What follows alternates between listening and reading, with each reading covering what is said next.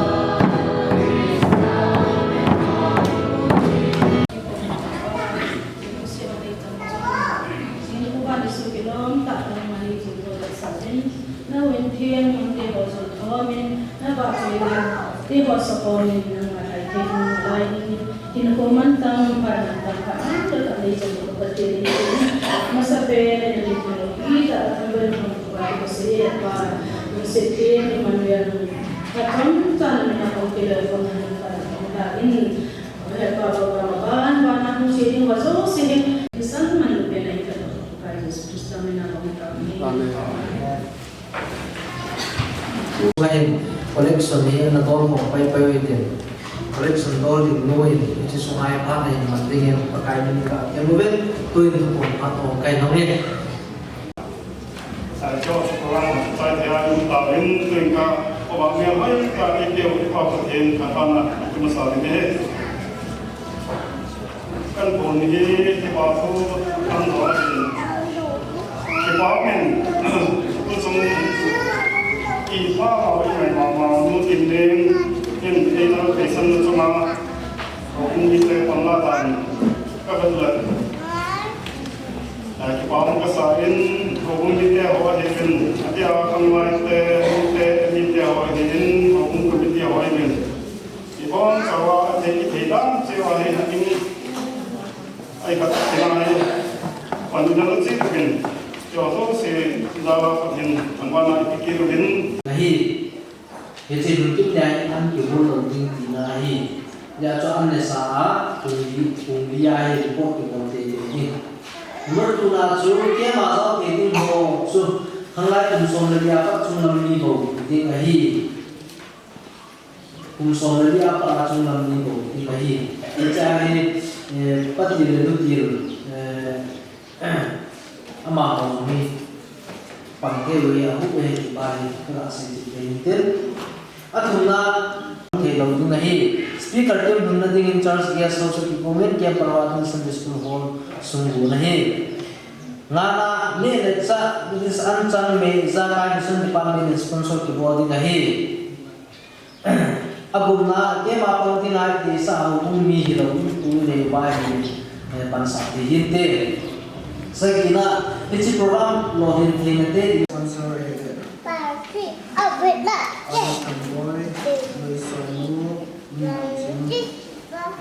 Christmas on Muning Pak Isri Cowboy Pak Insan Muda Asal Program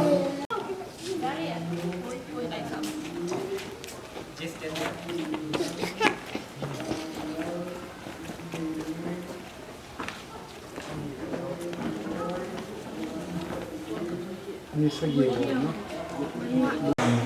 pada setengah ini saya tahu kuin program dia cakap kan dia lam lam kaya aku na head sana dun zuin tu bisa na so hi masahan dia hin tu bisa na ai ke cai le hi CSSU dia pa hi pen pan ne dia tu tu bisa na hi inane masa di moin kuin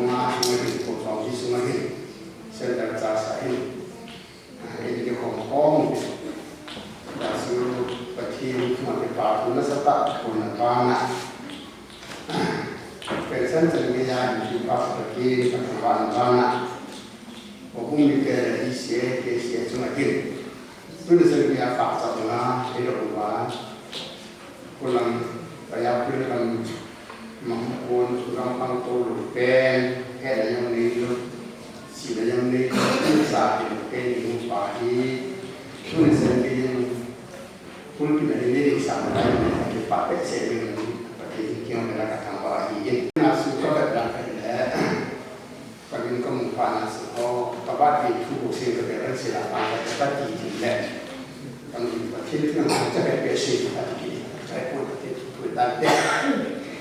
Fan kesan fan ini, pacin kerap saja. Itu kesedihan, itu Tuhan kesedihan. Kerja orang ni kan ini kata yang imsa kita masih pun. Nasu, ayo nasu kipan tu, asal pak kipan tu, isi sering senang pun, ayo aku sering. Badai onin kipan tu sering. Bằng hai sinh hoạt của bạn này trong thực tế của bạn là hai thì lại sẽ còn lại thì của bạn là hai thì cái bạn là vì có là cái sự có điều năng ra thì lẽ Philippines vùng đi sang đi nã nó họ cái cái bạn thân luôn thì cái lẽ như cái bạn thân luôn gì và cái cái bạn là bạn sẵn sàng cái cái nama dengan nama ketua di bawah, nama pandang tu kalau kom di bawah, tuan sok kalau kom di bawah tak, patut sana buat kom di bawah kom di kaji nama pakai kita penum jenuh, dikira ini kita penum jenuh, kursinya, Filipina pulau pa, aku nak kira tempat. Chỉ khao cho càng ba chữ, ý thì là họ chỉ bán nào tất đi chỉ cái, họ năng nhiều tiền dễ là một cái chính, họ cái càng hơn lắm, dễ số kim hơn lắm, anh em cái họ làm kim hơn lắm cái bạn không có người tin như họ cái tiêu không thì là gì đấy, cái này là ngay mọi, cái âm cái mong mà hình như là bạn là cái gì hăng, na itu boleh. Asyik nasu, mulai itu nabi, kunungan pinang pinang, dok pinang pinang, dan itu mulut tu, kita kau tidak itu, boleh. Aku tiada, ipian ngomong sesuatu, ipicu, kau lagi ipicu ngomong, lagi pak na, ipicu mesti ngomong kita, macam kaya. Kipan itu nasu, kipan itu nasu. Kalau nasu itu apa? Tanpa kipan ini, Christmas, angin kali kepitan masa 1981, Oktober tarik suara kepitan dia. Hijinnya suku bagai kalam, mihon dengan apa? Mercy saya. Ini dalam tamu tu.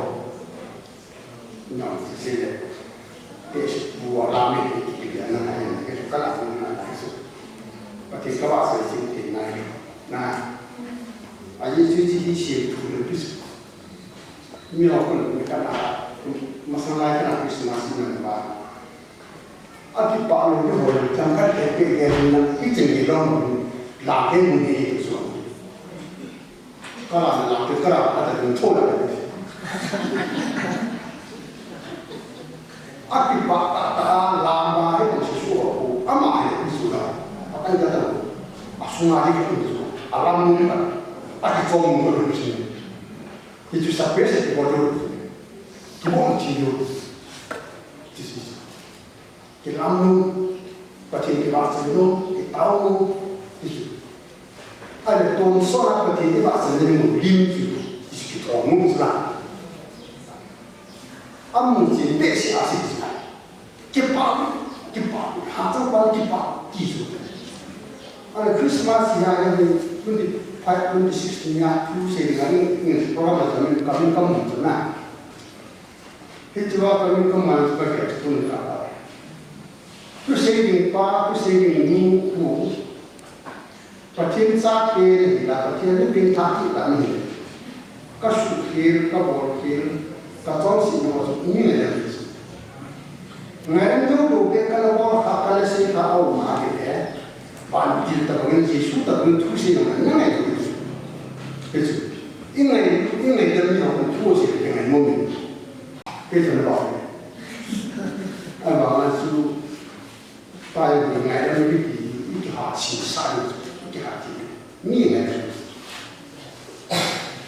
ก็สุดสุดไงประเทศคริสต์มาแล้วนั่นไงผมสุดก็สุดประเทศซึ่งเที่ยวนี่นั่นจริงอันนี้ปานาสุประเทศสุเอาไปเอาไว้ในที่กันมีจุดกันไอ้ปานาสุประเทศโปรแกรมมุ่งที่น่ะอย่างมุ่งคุณสิที่ทำทุกที่อามาดูถ้าเราไปกินงั้นพี่กินสุประเทศนี้นั่นลูกพี่สิอย่างนี้ประเทศนี้ลุงสิเนี่ยสุที่เราถ้าลุงน่ะคริสต์มาสitu tahu sampai berpisah karena seperti karena itu hubungan seperti pangkat chairman hubungan chairman kan itu dakwah kan itu benar seperti kan itu dakwah itu benar abang sih karena hak orang itu kan kita tahu saya dakwah kita tahu kita tahu jadi ya seperti kalau kita ini nanti benar kita ada memang terus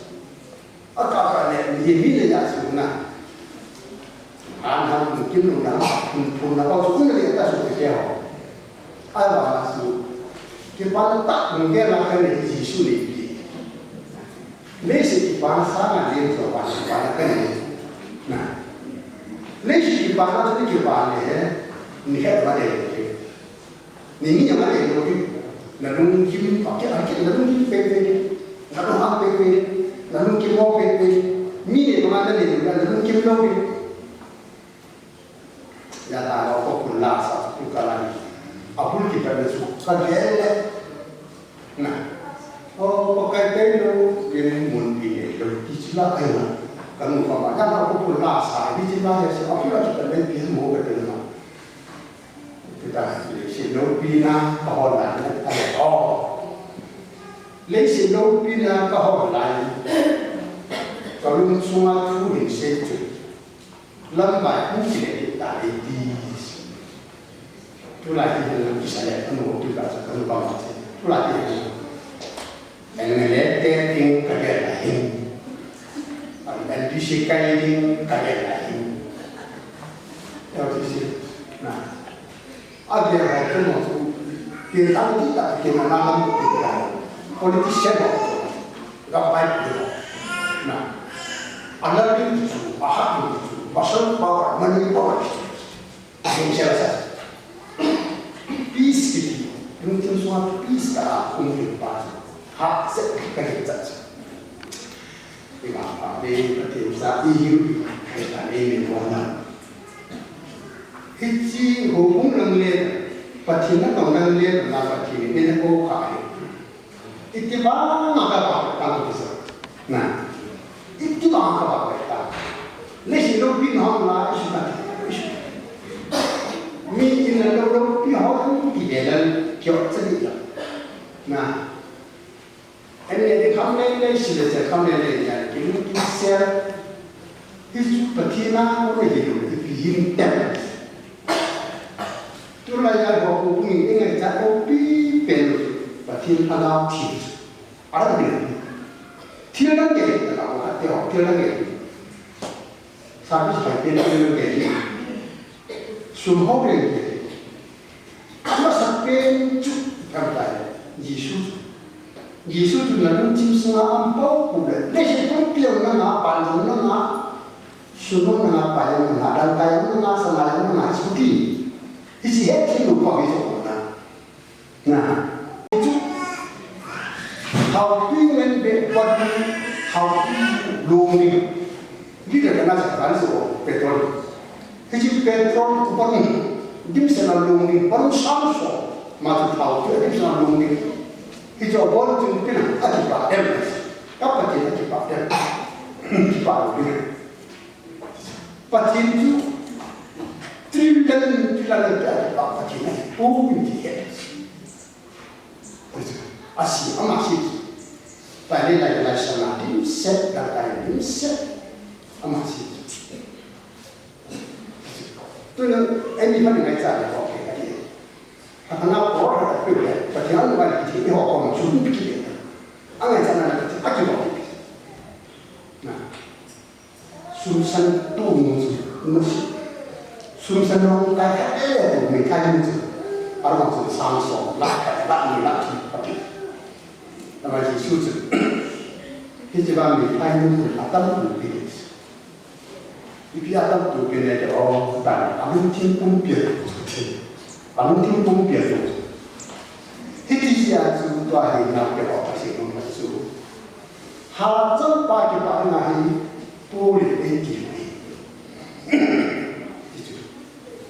Kita kerja kita kami itu, kami tandang tujuan niat tandang mesti kata kau kita. Kita nak hubung kita ni. Tipuhan medis ko akan buat apa? Medis puna.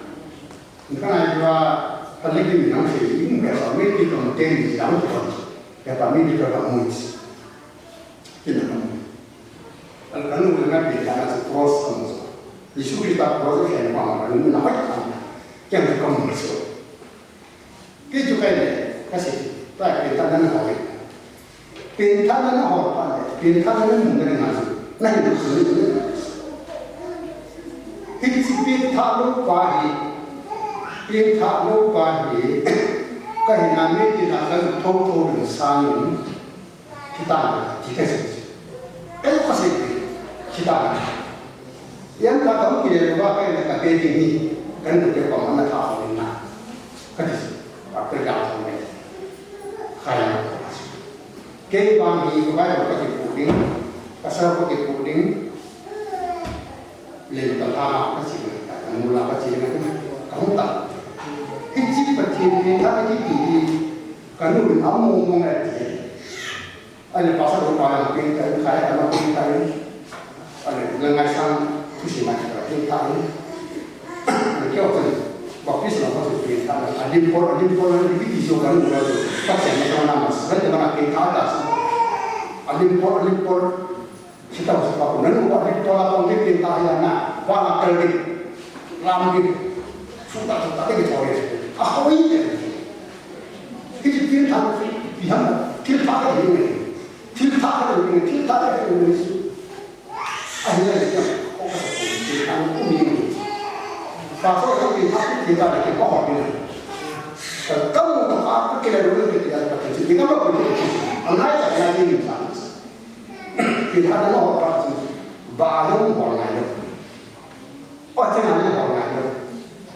Lung tim tu, nah, kalau tim, hilti pun jadi nak, yang pun nah, itu zaman kan macam lagi tiba just, ada si kita pun jangan soalnya nak. Yesus kita berkata nama nada besar. Amma rosa berkata nama nada Yesus. Allah nama nada yang ada Yesus. Itu pun semua bersoal dari Yesus. Ada yang selain tak, yang orang berkata nama nada Yesus biar oh beli lagi. Asyik mereka itu. Hadir yang sekarang. Praise the Lord. Jadi kita di sini pun kita kau kita tahu. Bahawa bukan mau dipakai dengan sekarang kita terlalu kita paling kita ada di kita paling kita. Kalau masih pimpin itu kecil siapa sih kita boleh sini sombong sih dia kita kalau apa yang tu ada lagi kalau dapat sih dia kalau Pati itu, kalau pilihan tirna ada apa pati itu, tapi saya ada kerana kumpat, kalau penolak, nah, kumpat, kapal yang Desember soalnya itu kita sebagai anak, kalau Christmas kita le, harus kita apa pakai kayu bertanya, kalau maksud, kathan opung na kacatu situ sa bawa Christmas pun apa aja party kapati ke bang Yesus kita kapati ke bang ya su kathan so Christmas harus kita kan mau kan pasti semua kan kita cuma Christmas lah tu kita pasti mana tu kita pasti Christmas ada keping webinar seni apa info lah ada nah itu kita minta cakap sih orang jadi kita nanti apa mau itu nah itu saya terus itu kan nama orang kita pikir pasti pikir apa yang harus tuan macam bisa nah ini sebelum orang mana kami dengan tahun sudah tahun nah kalau ada pihak guamen politik terhadap to nah to bawa itu tahun nak memang kita ada orang tu boleh lembah sama lembah biasa tu sih namun ini tak boleh tahun orang mengerti lembah pol dokter di dalam mana nak kita sakit nang masada lembah kamu ada mana pulau ini ada orang kini orang itu orang bertanya coba tahan nak tu lembah tu kini tak lembah namanya asal curang mati berapa mana lembah apa masih kuat itu lah kota ni itu patu Orang ni kau, kau le, Yesus dia itu satu orang tu ayat, lembah. Yesus dia bawa itu satu orang tu ni, tu ada kerjaan apa? Tiada perlu amal tak orang mana, asal jadi orang mana, pasti tak power orang. Lembah ini macam apa dia? Pesta orang yang langsung, pun itu memang tubuh agak. Aman Yesus tu tidak, Yesus tu ada tempat kita. Jual ada apa? Mati so, ada apa jual? Aman sudah teh orang dia.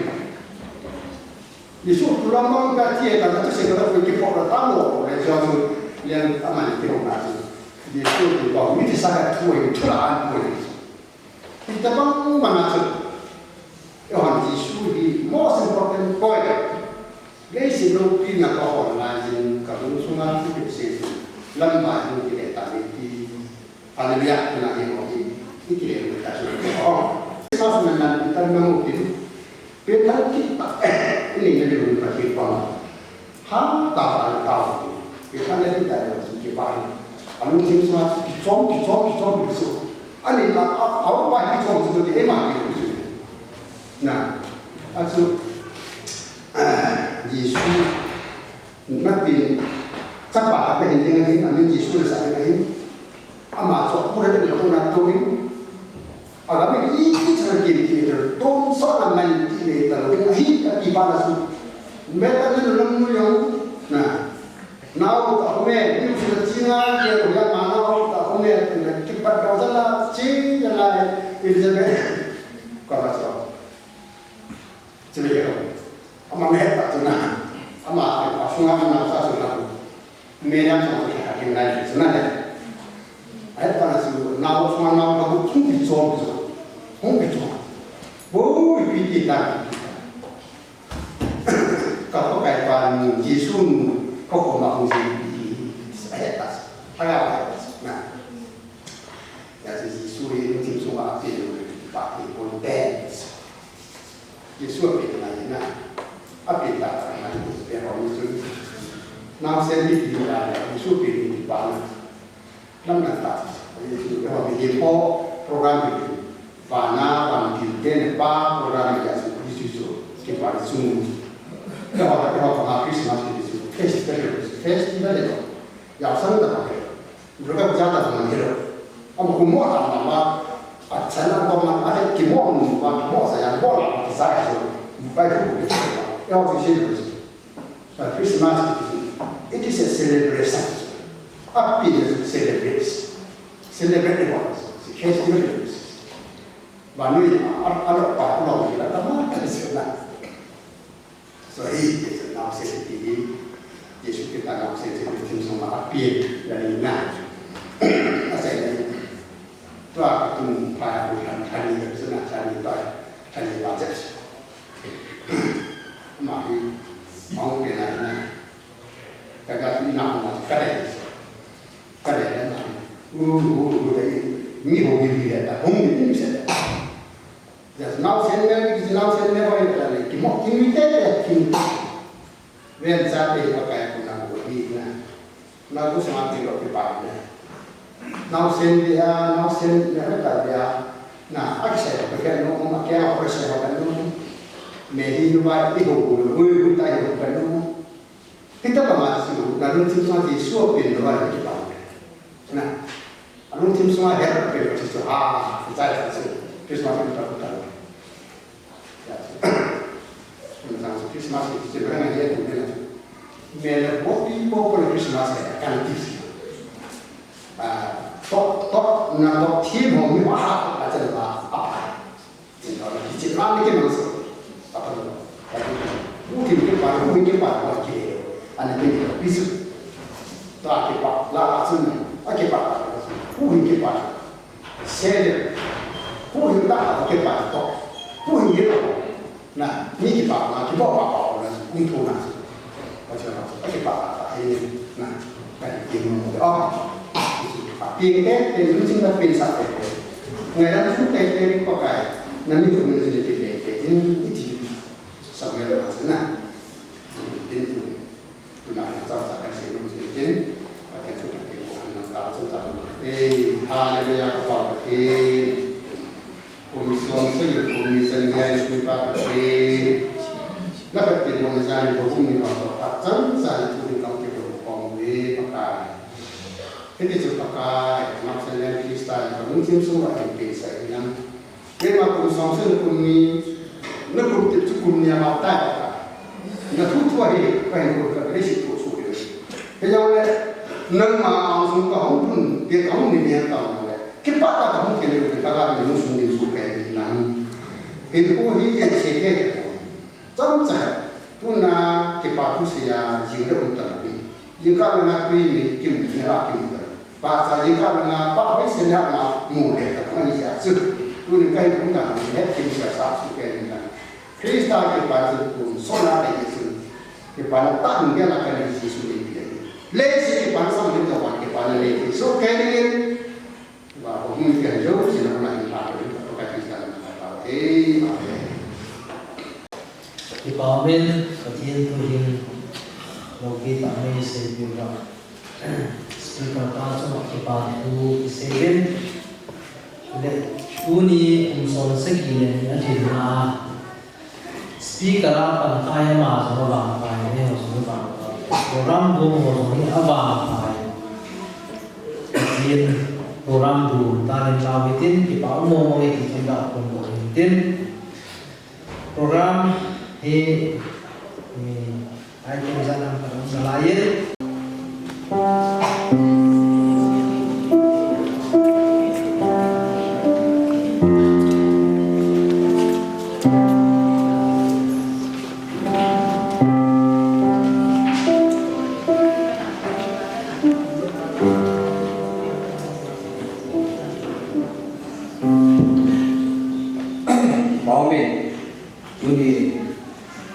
Sunday school sabamo senior mo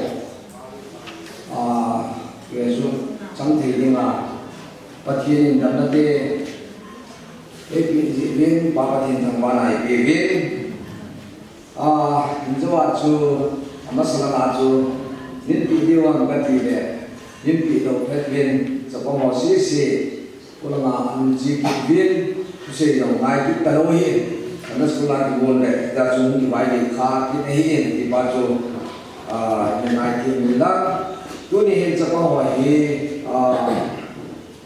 Sunday school senior hi hari yang mana saya tahu senior hi aku ni asin nau ahi tahu minggu cun covid le ningko machu graduation program ni ala ni ngai ka in ai la ningko machu ni ma lo si ni ti lo zin tu kuma amo hon lo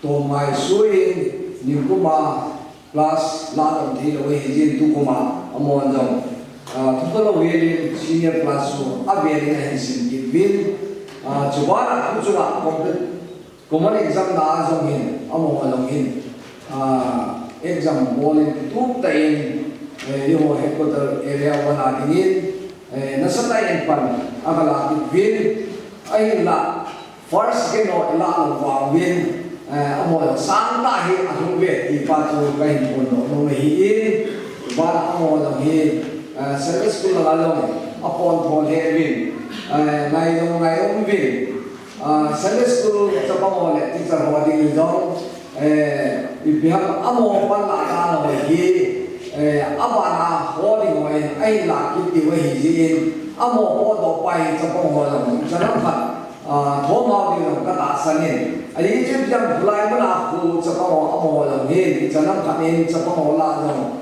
la de ho ai lawai worship team dalin amo ata kain panlagin tawon man na ho ko lang panalagin la la mo al panasatay na lagin amo hi kine piunta sa school ating alo kine piunta hibin ay bile do a class at sa ito hona ju amo lang hin reso ti la do ti lo hi tain zani daw jun sa school o si ang go buin reso la di ho si to teacher ho si in ilahin adin pastor pato upapuin amoho reso ala na di wahi to tihonin pathin tua holy na le ti khona le an puso khona lani chu diwai na Sunday school teacher ho to amo to khangai ko dio to lani chun akimange ipa la kai mo do no mi din ati heti pa chu ogum pile mu le pa ti ne ti pa chu kai mo do no mi din tu hin secretary pa to pastor pa amani khan anapitai ti ve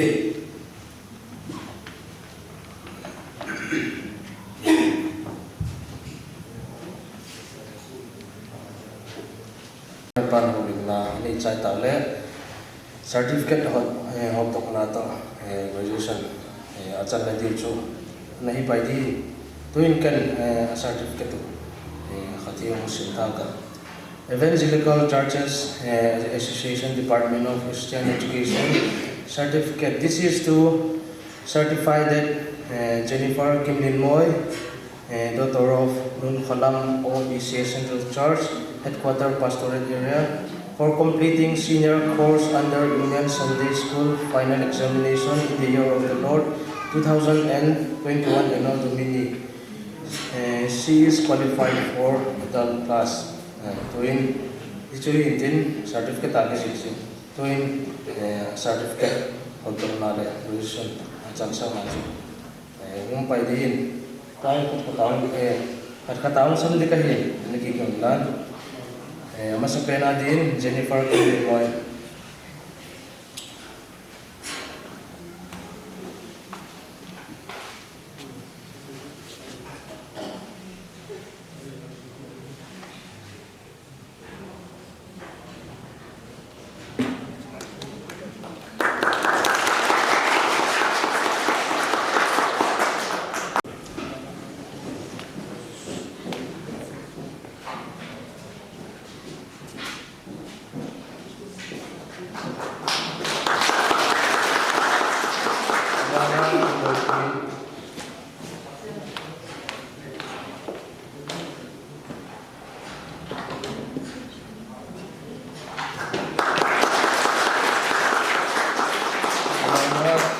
Melanie Hoynikim.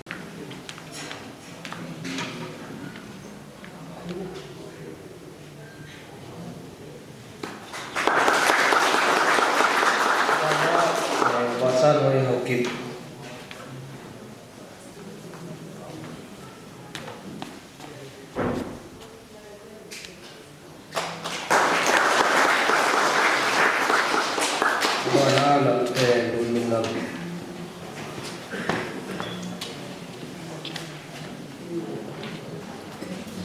Thank you.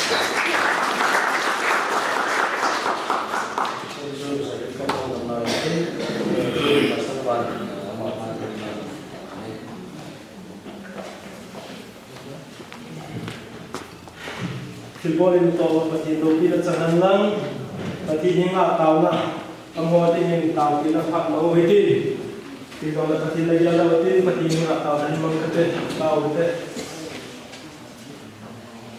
balile sin sima hilo ni simu hatun samberang kapaw pati nangai lu ya pak kali bi tuni ni ko injong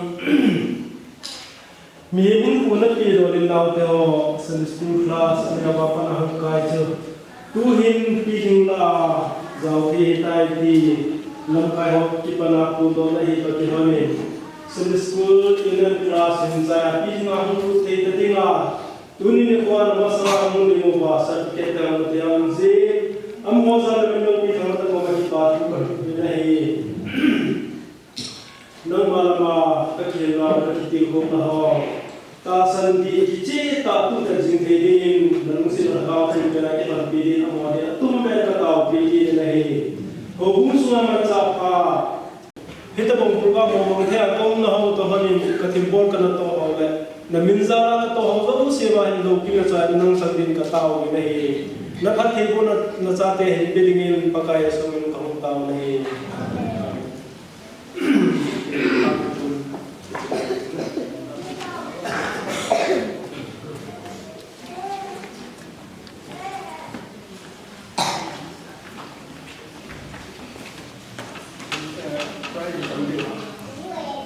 Tuin Grayson program italah tulisan tuhitin atau isi gimu prize pun baracun seperti apa inline tin akan catat yang akan kamu Mungkin amahmu sekending no disai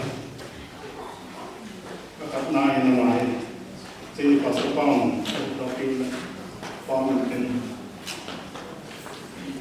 abana di lingnon long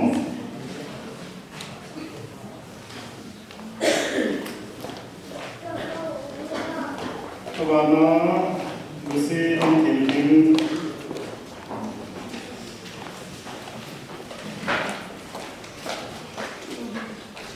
kalau di kino dia non tahu mana dia tapi kalau masuk kino mai ini anu anu tu paham ke abana mungkin kino lalu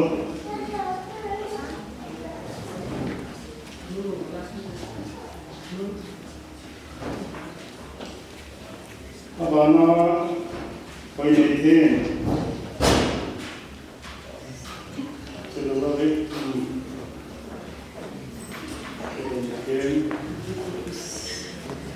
abana tumping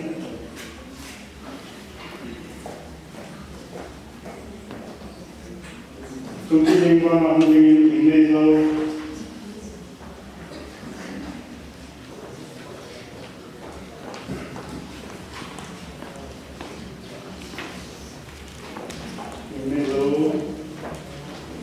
abana nu garden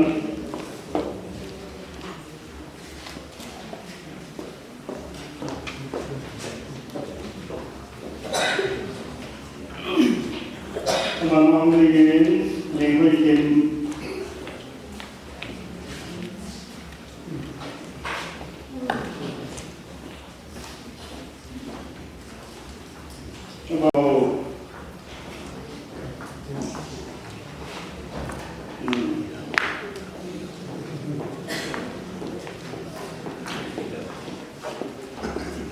Lama nu mama nama Allah ada apa yang nak kita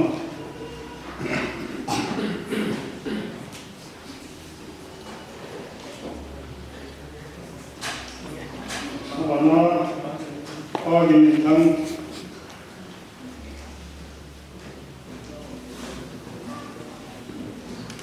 lama ini apa yang kita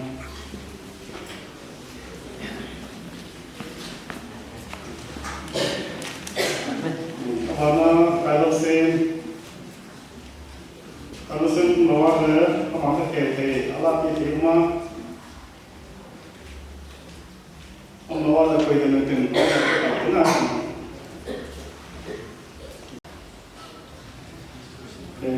Tuin abang ahli Sunday School Azambo se Kipatil Ti Kidimi Kana Salikrin Price in Kahanan Kanamin Ho Hinko Kirin Katin Obunga Vice Chairman Upato Lamin MP Lopiu Kipamente Tuin Kandarin Ha Inkimaki Azalate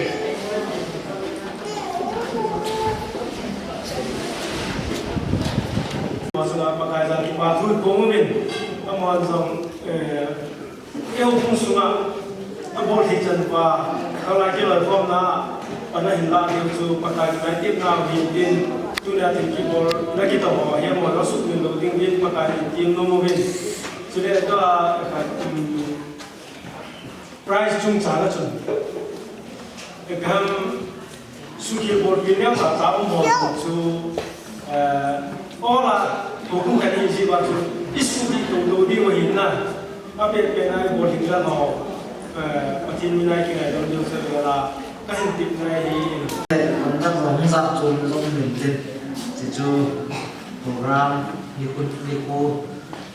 program ni kita kok tak pernah hijau sudah kita sini mungkin, ada yang home video lagi mungkin, tuh saya dalam mau tahu. Tuni Sunday collection